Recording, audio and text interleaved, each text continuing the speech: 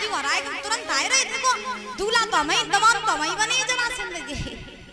अब महाराज चले के हाथी के पास पहुंचे तो जो हाथी की सूंड पकड़ी तो महाराज सोई हाथी ने सूंड पे ही लटकाए लो और जो हाथी ने सूंड पे लटकाओ महाराज दूर पटक दिया तुम्हारा राजा उठ नहीं पाओ।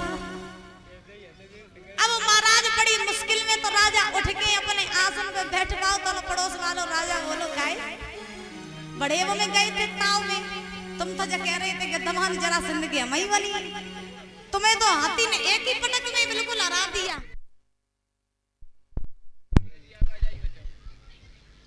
अब क्या हुआ अब जाओ जाकर के हाथी से युद्ध करो। अब महाराज राजा बोलो ना यहाँ तक कि प्रमाण मिला कि हर एक राजा गए जाकर के हाथी से भिड़े लेकिन महाराज काऊ ने कवलिया पीड़ हाथी को हराए नहीं पाए। जब हाथी को नहीं हरा पाए अब जरासंध ने देखा कि जब सब राजा हार के बैठ गए तो जरासंध ने जवाब दिया हमें लगता मेरी सभा में कोई ऐसा वीर योद्धा बलधारी नहीं है जो कवलिया पीड़ हाथी को हरा सके। कंस ने जवाब दिया चुपचाप बैठ जाओ जहां बैठे थे वहीं बैठ जा। क्या कह रहे हो इस सभा में कोई वीर योद्धा नहीं रहा। अबे हम तो उठे ही नहीं अभी हम तो उठे ही नहीं अबे पहले हमें जान दो तुम बैठ जाओ चुपचाप। कंस उठा उठ करके पहुंचा सो राजा जितने रहे सो सब हंसन लगे। राजाओं ने कहा कंस से सुनो अगर बेइज्जती न कराओ चाहे तो चुपचाप बैठे रहो क्योंकि ये हाथी इतना बड़ा बलवान है कि अच्छे जैसे हार गए तो तुम हो का चीज तासो अगर अच्छा ही चाहो तो चुपचाप बैठे रहो छोड़ो अस्थि प्राप्ति के ख्वाब। कंस बोला रुक जाओ हमें तुम ज्ञान न बताओ और हम तुम राजाओं की गिनती में नहीं आते देखो अभी जा रहे और इस हाथी को हरा करके अभी आ रहे। कंस चला हाथी के पास पहुंच गया। इधर हाथी रणभूमि में चिंगार रहा है और उधर कंस ने ललकारा उस हाथी को जवाब दिया है हाथी अभी तक छोटे मोटे राजाओं से तेरा पाला पड़ा था वीर योद्धा तेरे सामने खड़ा है अगर तुझ में ताकत है हमसे युद्ध करके दिखा। कंस ने आज महाराज उस हाथी की सूंड को पकड़ लिया। पकड़ करके जो कंस ने हाथी को घुमा करके महाराज वहीं पटक दिया दोबारा हाथी उठ नहीं पाया। अब तो राजा महाराजाओं ने देखा कि भैया जी तो बहुत बड़ो बलवान निकली हो जाने तो एक ही पटक में हाथी को हराए दो। अब तो जो जरासंध को दमाम बन जाएगा। तो दूसरो राजा बोलो कोई बात नहीं अस्थि प्राप्ति का संग से शादी करके जाइए तो निकलिए तो अपनी गली से तब इन्हें देखे कोई बात नहीं वो शादी कर लेने दो। प्रमाण यहाँ तक मिला कि जब कंस ने उस हाथी को हराया तो हराने के बाद में अस्थि प्राप्ति चली चल करके कंस के गले में माला डाल दी। आज बड़े आनंद के साथ में कंस का विवाह अस्थि प्राप्ति के साथ हो गया। आज जरासंध ने अस्थि प्राप्ति का कन्यादान किया और जरासंध ने दहेज में कंस को कवलिया पीड़ हाथी दे दिया।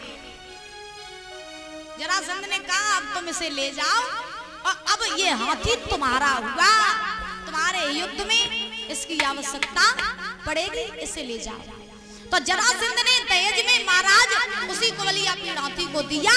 कंस ने वो कवलिया पीड़ हाथी साथ लिया अस्थि प्राप्ति को साथ लिया और साथ लेकर के कंस चला मथुरा नगरी में पहुंचा।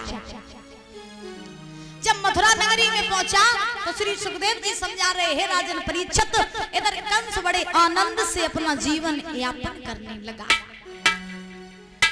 और इधर कंस के उत्पात भी बढ़ रहे थे।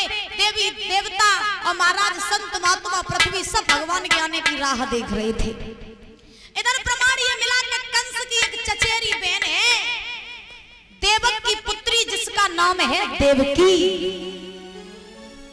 तो महाराज कंस अपनी बहन देवकी से बड़ा ही प्रेम करता है।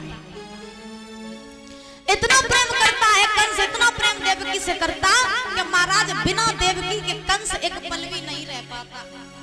एक बात बताएं क्या बेन चाहे सगी हो महाराज चाहे चाचा की हो, लेकिन बेन भाई के रिश्ते, बेन भाई का रिश्ता बड़ा ही पवित्र होता है कि नहीं होता है? और बेन भाई का रिश्ता पवित्र भी होता, प्रेम भी होता, फिर लड़ाई भी बहुत होते। सही बात है।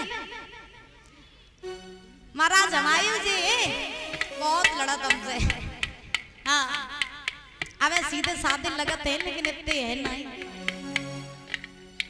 तो बहन भाई का रिश्ता बड़ा पवित्र भी होता है और महाराज प्रेम भी बहुत होता है, फिर लड़ाई भी बहुत होती है। एक बार का दृष्टांत हमें याद आ गया, अगर आप लोग कहो तो बताओ, सुनाए बताएं। एक समय की बात कि महाराज एक घर में भैया बहन रहते थे, दोनों सगे थे। ध्यान से सुन लेना। तो भैया उस बहन से बड़ा प्रेम करता था, बहुत प्रेम। तो भैया ने अपनी बहन की शादी कर दी। और जब शादी कर दी, बहन जब ससुराल में चली गई, तो महाराज जब ससुराल से बहन अपने मायके अपने भैया के घर आई, तो भैया ने पहले तो अपनी बहन को बड़ो स्वागत करो, बड़ो सम्मान करो, खूब लाड़ प्यार करो। लेकिन महाराज लाड़ प्यार थोड़ी देर तक रहो, उसके बाद उन दोनों की लड़ाई होने लगी। और जो लड़ाई होने लगी तो भैया ने बहन से कही, जब बता तू हर पल हमसे लड़त रहा है, हम तो तुझसे इतना प्रेम करते और फिर भी तू हमसे लड़ती रहती है, ये बता हमने, मेरे पता है तेरे ऊपर कितने एहसान चढ़े। बहन बोली हमें नहीं पता कि का एहसान चढ़े। तो भैया बोली तू जानना चाहती है? तो बहन बोली बिल्कुल जानना चाहते हैं। तो भैया बोलो सुन ले। तो बहन बोली सुनाई दे। तो भैया ने क्या कहा? भैया बहन में जान पड़ो और भैया के देश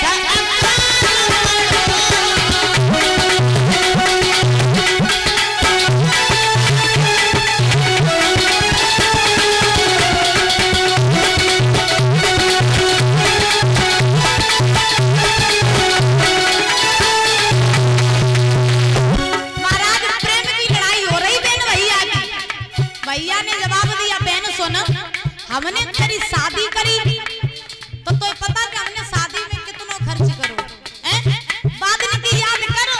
भैया बोलो बात की सोबत कर मेरी बेना, जान न तेरो प्यार।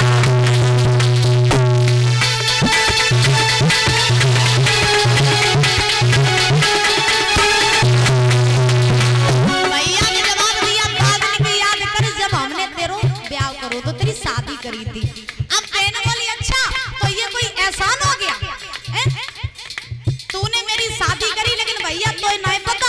मेरी एक बात सुन। बहन बोली प्यार करो एहसान करो भैया, प्यार करो एहसान करो, 20 बरस तेरो काम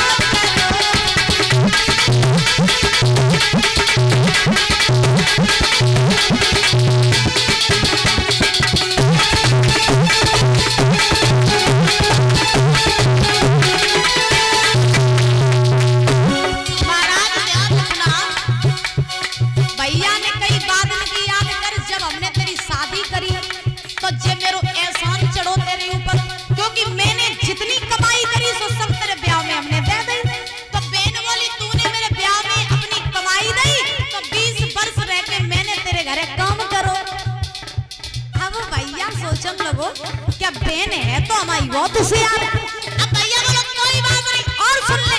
बहन बोली सुनाई दे।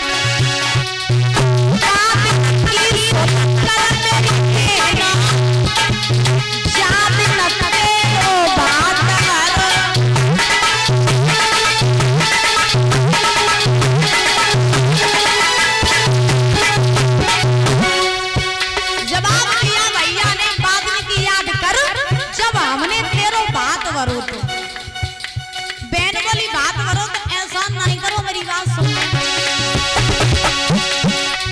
बात वरो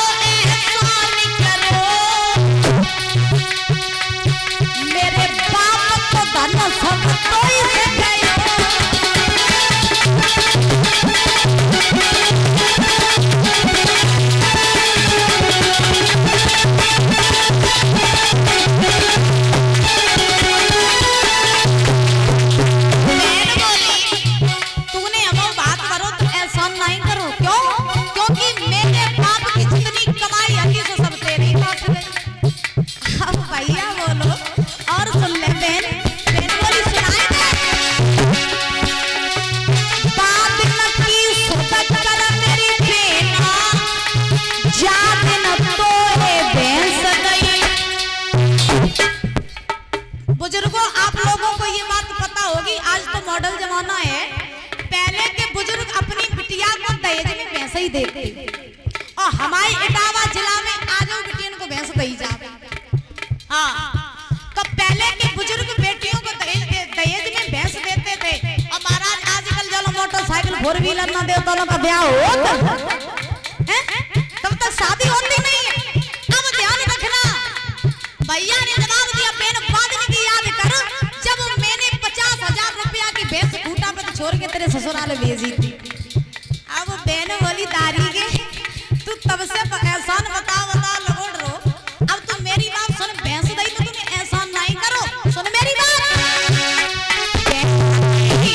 एहसान करो भैया, भैंस दई एहसान करो, तेरे लला को सतिया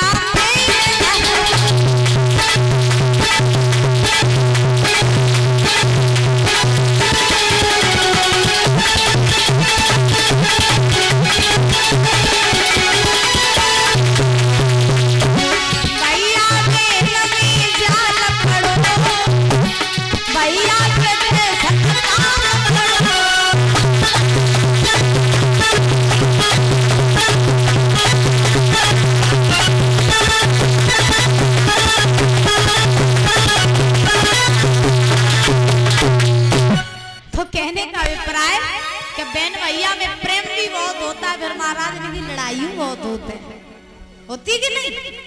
तो ऐसे ही कंस जो है वो अपनी बहन देवकी से बड़ा प्रेम करता है, बहुत प्रेम करता है। धीरे धीरे धीरे धीरे महाराज देवकी सयानी हो गई, विवाह के योग हुई। अब कंस को देवकी के विवाह की चिंता लगने लगी, तो कंस ने सोचा कि अब हमें अपनी बहन देवकी का विवाह कर देना चाहिए सुंदर सा लड़का देख करके। अब कंस सोचने लगा कि विवाह करें तो करें किसके साथ में। तो महाराज कंस के एक मित्र थे जिनका नाम था वसुदेव, जो सूरसेन के लड़का थे, बटेश्वर के रहने वाले थे वसुदेव जी। तो महाराज ध्यान रखना, कंस ने सोचा कि कुछ भी हो जाए हम अपनी बहन देवकी का विवाह वसुदेव के साथ में करेंगे।